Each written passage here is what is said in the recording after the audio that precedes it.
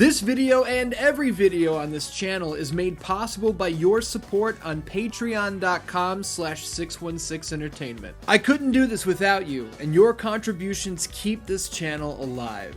You can also grab an official shirt over on prowrestlingtees.com/616entertainment.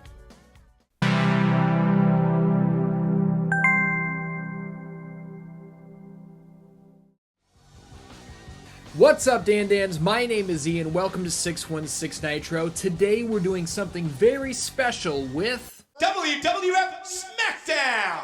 Just bring it! Now, I don't know if you guys recall, but 1 year ago, we did something very special in WWF SmackDown Just Bring It. We simmed an entire King of the Ring tournament.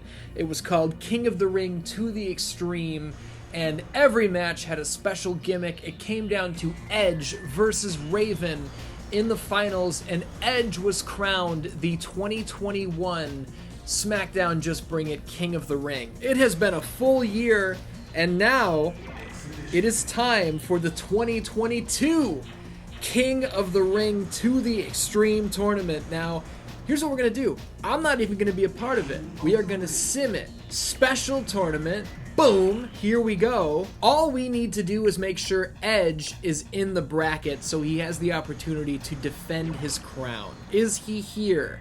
No, he's not, so we have to throw that one away. Take two. Where is Edge? Here he is! Let's look at this lineup. Perry Saturn versus Crash Holly. Edge versus Billy Gunn. Raven versus Kane. Rikishi versus Hardcore Holly. And if you look at this bracket closely, you can see we could wind up with the finals being Edge versus Raven 2.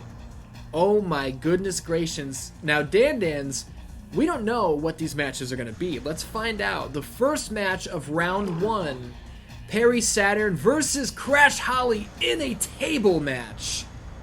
Let's not fuck around. Let's get right to the action.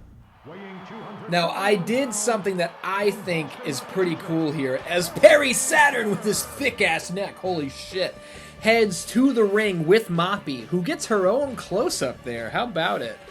I put the King of the Ring mat and King of the Ring ring aprons in the SmackDown arena for the sake of variety. I thought that would be pretty cool.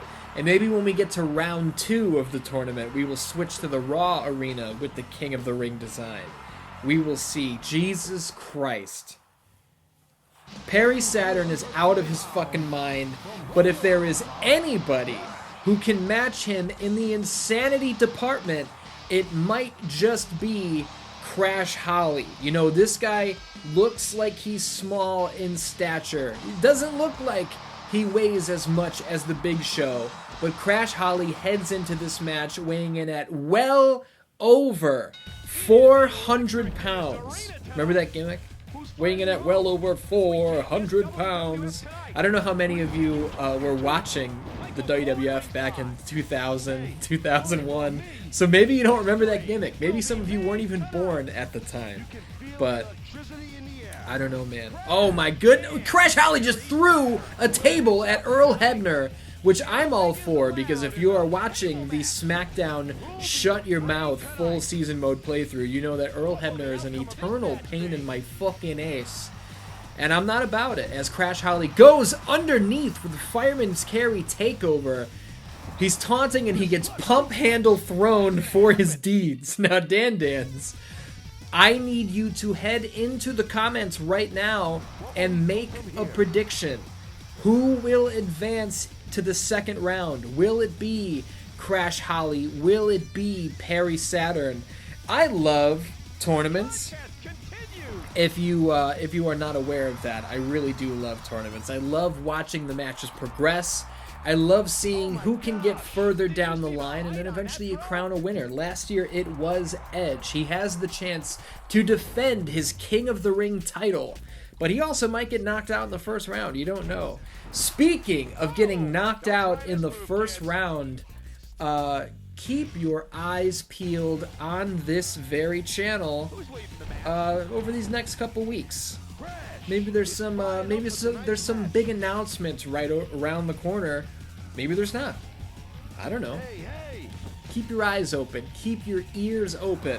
What we're going to do as Saturn hits his third pump handle suplex throw on Crash Holly in just a matter of seconds, I'm going to duck out for about 30 seconds, and we're going to see if we can get some beautiful dog shit, just bring it commentary going here. What do you think? What? What? What's going to happen next? Dean Malenko is appearing at the battlefield.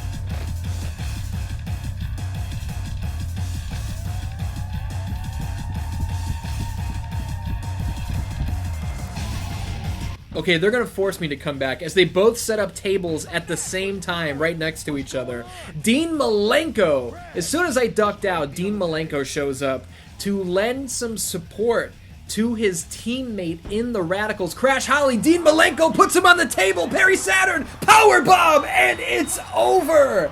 Dean Malenko, the man of 1,000 holds, makes the biggest difference we have ever seen in a King of the Ring tournament.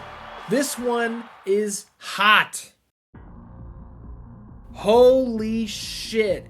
Big business in the first match of the first round. Perry Saturn obviously has a ton of friends on his side. Dean Malenko makes his impact felt.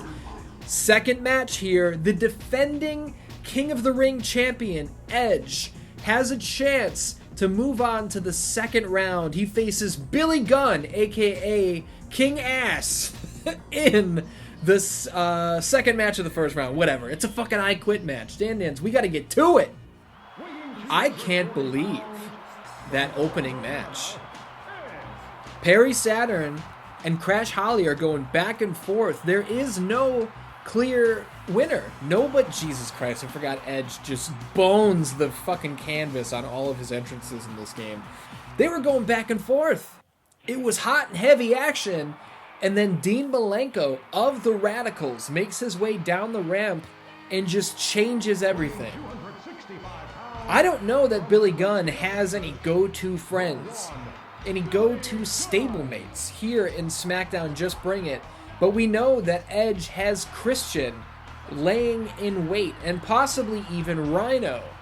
Will they make their presence felt here in the first round?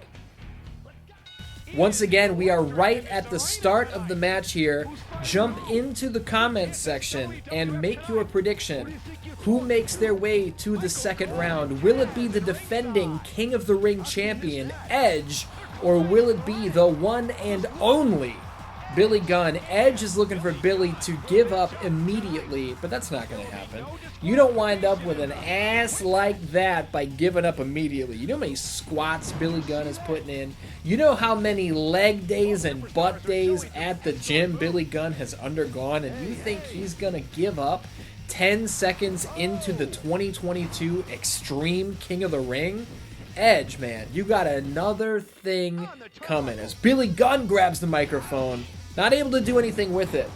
Edge lands that three-piece and a soda, a beautiful combo. And will that be enough? Will that combo be enough to make Billy Gunn give up? And nope, not quite. I think we're going to have to see an Impaler DDT, maybe a spear, maybe an execution before Billy Gunn is even going to consider giving up. But before we get there, Billy Gunn with a swinging neckbreaker counter there. We might not be giving Billy Gunn the credit he deserves. Now, both of these men, in real life, not here in the 616 verse, but in real life, both of these men are former King of the Ring winners. Billy Gunn walked away with the tournament victory in 1999, and I want to say Edge picked up a win in 2001. Am I right about that? Someone can get in the comments and let me know whether that's accurate or not, because I don't really remember. Edge with two left hands sends Billy Gunn off the ropes. Just walks out of the way. Billy Gunn came back with a head of steam, and Edge thought better of it. He was like, you know what? That's a big boy. I don't think I can take that big boy rushing at me right now. Look at this big vertical suplex from the one and only. Edge was trying to get away, but Billy Gunn caught him before he could. Looking for that submission. Edge says, not a chance, pal. You're going to have to hit me with that running Oklahoma slam. Look at this, going up, victory roll. No! DDT! What an unorthodox maneuver from the rated R superstar there. He didn't quite have that nickname at this point, but he would get it eventually, you know? Looking for the give up, looking for the give up. Billy Gunn says, no, your little DDT, that's not going to do it. That's not going to be enough, pal. Have I shown you my vertical suplex? Come on, son. Look at the Fallout DDT. I think I made that name up, Fallout DDT. Oh, there's a big traditional DDT. Shout out to Jake the Snake Roberts. Shout out to 2022 Extreme King of the Ring finalist. Take two. 2021 Extreme King of the Ring finalist Raven with his Even Flow DDT. Now these guys are bringing it. I feel like Edge, and you can tell by the special meter at the top of the screen, Edge has definitely landed more offense than Billy Gunn has. There's an arm drag for your deeds, but Billy Gunn's not taking it laying down. Whips him into the corner. Can he make something happen? A big clothesline behind him. Back suplex. This is the kind of momentum that Billy Gunn needs to... He just needs to keep this rolling. Rear chinlock, driving that knee into the spine. Billy Gunn needs to keep that momentum on. He needs to land as much offense as possible if he's going to get Edge to give up, you know. But oh my goodness, Edge grabs the microphone, catches Billy Gunn trying to roll away, and not going to happen. Billy Gunn says, no way, pal. Arm wringer, drop him down. Now we're seeing both of these guys. I guess you could argue that both of them, look at this, Billy Gunn's got him up. Jackhammer! Both of these guys are going for the give up early. I don't feel like we're seeing a ton of hardcore offense from either one of these guys. No finishers, nobody has looked for a weapon.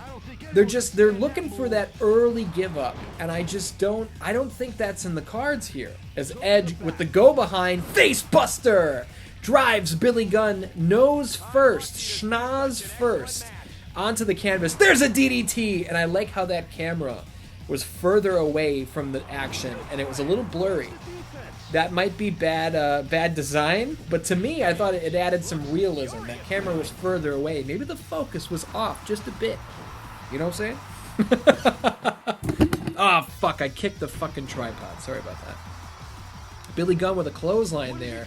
But Edge, look at this. Look at the fireman's carry reversal. I thought Billy Gunn was going to head out of the ring and maybe grab a weapon there. You know, softening your opponent up with a trusty blue steel chair, maybe driving him through a table, much like Perry Saturn did to Crash Holly in the first round. Look out, look out! Impact DDT! I don't really remember what he calls that, but that could be it. That could be it. And that's enough to gain the victory. The 2021 King of the Ring winner has punched his ticket to the second round. Unbelievable performance from the man they call Edge. He might be the odds-on favorite. This bracket is taking shape. Now, Dan, this week we're going to sim the whole first round, these first four matches. Next week, we're going to do the rest of the tournament. So, Raven versus Kane is up next. Then we've got Rikishi versus Hardcore Holly. What kind of match are Raven and Kane going to have? Let's find out. It is a tables, ladders, and chairs match. Holy goodness gracious. Raven was a finalist last year. This is Kane's debut in the Extreme King of the Ring. Who's the favorite here? Will Raven join Edge in the second round? Will we get even closer? Take two. Will we get even closer to an Edge versus Raven rematch in the finals? Let's find out. You know why I think these tournaments are so much fun? I think it's because of the stakes that are involved. You know what I mean? Like, if you win, you're moving on, man. This is big business. We all remember last year's tournament. We remember it came down to Edge and Raven, and by the skin of his teeth, Edge walked away as the 2021 King of the Ring winner. The people who got eliminated in the first round, nobody's talking about them anymore. You know what I'm saying? You get forgotten. You have to fight with everything you have to write your name in permanent ink in the history books. And the big red machine, Kane, has the opportunity to do just that right now. This guy is 7 feet tall. This guy is 326 pounds. This guy's not facing the hard camera, but he's about to bring some fire to this tournament. God, that looked fucking awesome. This game's over 20 years old, but that flame effect still looked great as Raven starts with a short Russian leg sweep. Now, we don't know whether this is a traditional TLC match with the title hanging above the ring, or is this a TLC pin match, which was introduced here in SmackDown Just Bring It. I don't see a shadow, and I don't see a belt hanging above the ring, so I think this is going to come down to pinfalls and submissions, which is DDT on the floor. That's not good for business, and you got to think Raven is not happy about eating a DDT when that is his finisher. If anyone's, but Raven just stole Kane's cool ass back somersault out of the ring. So these guys they're pulling pages from each other's books. You know what I'm saying? I want to give a shout out right now to 3 special Dan-Dans. Now, spoilers, guys. I guess it's not a spoiler. I'm recording this on Monday, February 21st. There's a President's Day. Take 2. There's a President's Day sale going on right now over on ProWrestlingTees.com/616Entertainment. Any shirt you buy over there is 15% off, and 3 Dan-Dans today have purchased some shirts. So I want to give a shout out to David Rush. I want to give a shout out to Matt Beckel, and I want to give a shout out to Cameron Fox. Thank you very much for supporting me and supporting this channel by buying a t-shirt over at ProWrestlingTees.com/616Entertainment. That means more than you know, and everybody who has signed up over on Patreon.com/616Entertainment cannot explain to you how important that is for the survival of this channel. I'm not being dramatic about that. I don't think this gig pays as much as a lot of people think it does. You know what I mean? So if you love this sort of thing, consider supporting over on Patreon.com/616Entertainment. Who knows how long this will last, you know? These wheels could fall off any day. So you can make sure that does not happen. And all of you who are over there right now, there's like 120 of you. That's fucking amazing. Thank you so much. But back to the action, we saw interference from allies completely change the course of this tournament. In the first match of this first round, Dean Malenko came out. Look at Kane with the tilt-a-whirl slam. Dean Malenko came out and, oh man, Kane just got dropped on his head. Dean Malenko came out and made his presence felt. The Radicals caused an impact in the early going. Perry Saturn picked up that win because he had support from a friend. Now the Undertaker, who apparently has either something against Raven or just wants to see his brother become king of the ring. Undertaker's out here, and he's got a bone to pick. You know what I'm saying? I don't think Undertaker's in this tournament. I don't remember what the last match is. But Raven is now facing both Brothers of Destruction at the same time. Both of these men have tables in hand. Neither one of them are able to strike first. This is not a table match. Oh no! Oh no! Kane! Kane had Raven on a table, was unable to make anything happen with that opportunity, though. These guys are just taking turns setting up furniture, huh? Who knows what might transpire? Back suplex! Who knows what could transpire in a match like this? Tables, ladders, and chairs, interference, it's all legal. I think Raven, DDT, that's the second DDT Raven has eaten for his deeds. I think Raven is going to need to use these weapons to his advantage, and that's not happening right now. Powerbomb through a table, and you got to think that's it. You got to think that that was enough to put Raven away. Kane did not follow up with, a pin attempt, and that could come back to bite him. There's a pendulum backbreaker, and I think that's going to do it. No! Oh my goodness! Raven says, this was stolen from me in 2021. I am not about to have another tournament stolen from me. But one more DDT. It's all adding up. The punishment from Kane and Undertaker. You gotta think at any moment it could be enough to put Raven away. But he's not going down without a fight. Raven had the clothesline, the bulldog, The pressure on Kane's back. Look at this. Gutbuster! Raven, go for the cover. Go for the cover. You could put the big red machine away. No, not even a 1. Raven dives off the table with a clothesline. And, dude, if Raven can hit just a couple more strikes, he's going to have that even flow DDT ready to go, but Kane hits the even flow DDT. Kane hits the even flow. Raven's in big trouble. And here comes the choke slam from hell. That's it. Raven's opportunity has come and gone. A valiant effort, but we will not see a rematch in the finals of the 2022 Extreme King of the Ring. Big Red Machine Kane punches his ticket to the second round. This is so much fun. I'm having so much fun with this. Oh my goodness, will it be Rikishi? Will it be Hardcore Holly who goes on to face Kane in the second round? It's time we find out. It's another I Quit match. So we have our first repeat. Last year it was almost all tables, ladders, and chairs match. This time out, lots more variety. I Quit, Rikishi versus Hardcore Holly. Who moves on? I'm gonna say it before the bell even rings. Oh my god, I can smell his lunch. I'm gonna say it before the bell even rings this time. Dan, gotta get in the comments. Gotta make your prediction. Who moves on to the second round? Will it be the man of ass, Rikishi, or will it be Hardcore Holly? We know there is no ass representation in the second round. Billy Gunn was eliminated by Edge. Rikishi can represent ass in the second round.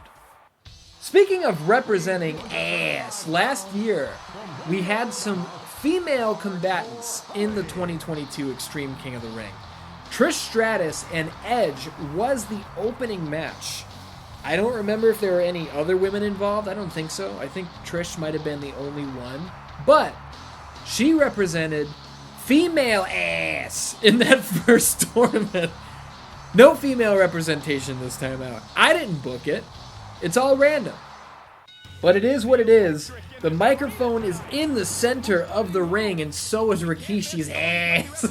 I'm going to stop saying that. Rikishi looking for the give up 3 seconds into the match. Not going to happen.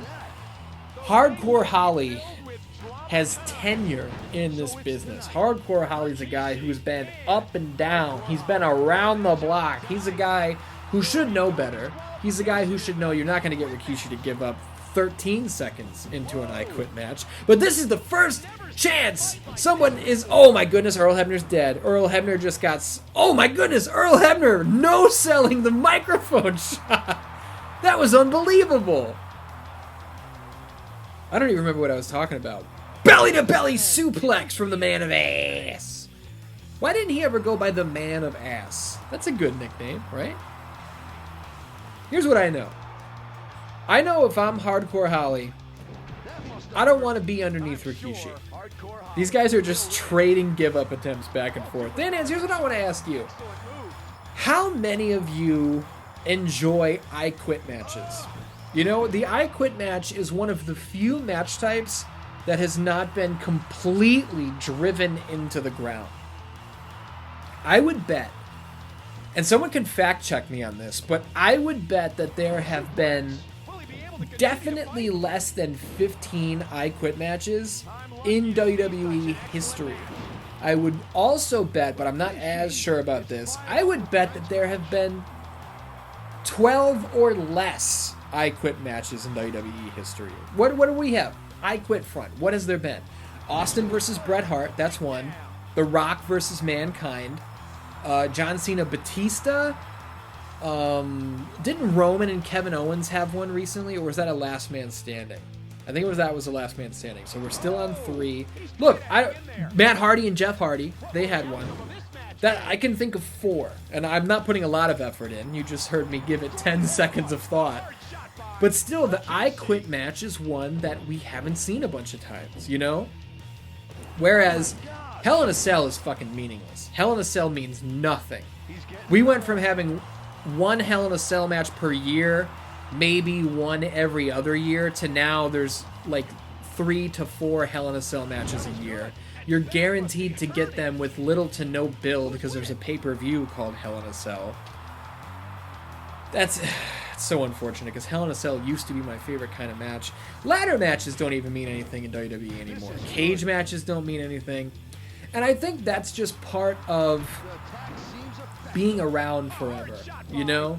Like the WWE tag team titles and the Intercontinental title, they're all meaningless. None of it means anything, but it's because they've meant nothing for so long that you don't really have an opportunity to give the meaning to them back.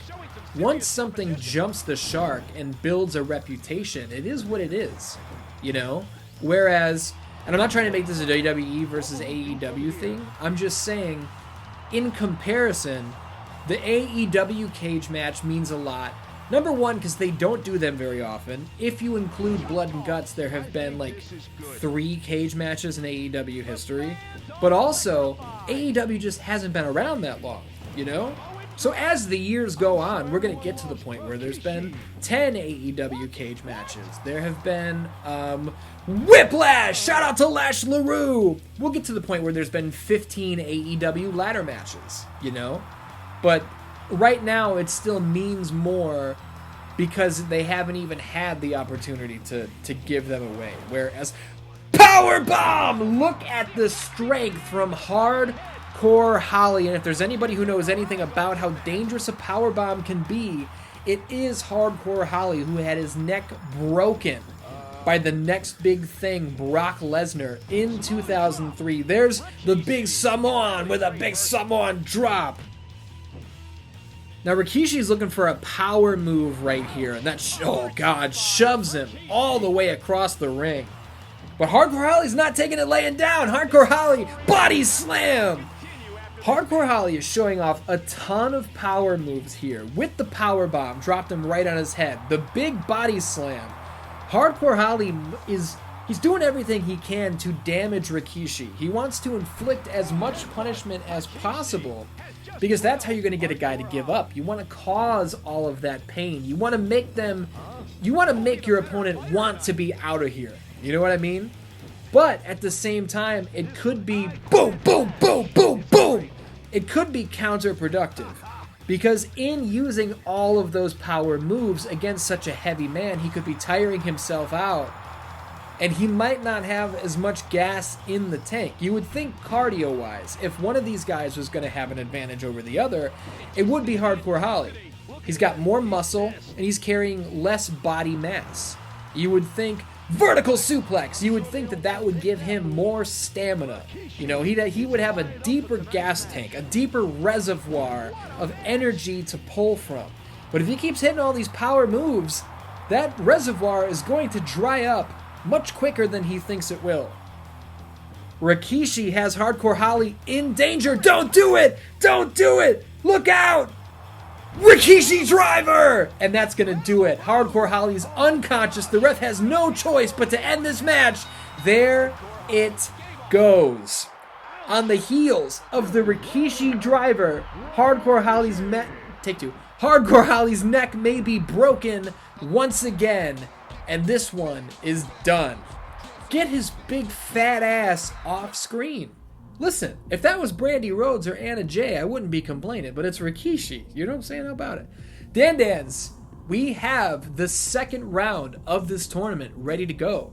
Perry Saturn versus the defending champion Edge. Kane versus Rikishi. Thank you for joining me this week on 616 Nitro. Next week, we will crown a 2022 Extreme King of the Ring winner. I love you. I'll see you next week.